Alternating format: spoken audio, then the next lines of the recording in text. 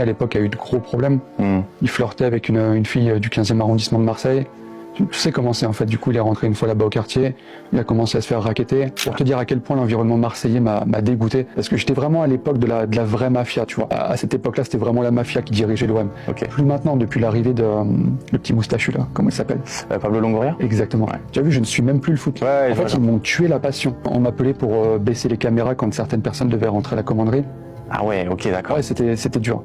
Très dur. C'était riche en expérience, mais tu sens constamment le danger là-bas en fait. Mais du coup, je comprends aussi certains joueurs qui sont pas restés longtemps à l'OM, qui ont subi des pressions. À cette époque-là, c'était vraiment très particulier. Mais je crois qu'aujourd'hui, ça a été assaini, l'environnement est assaini de l'OM.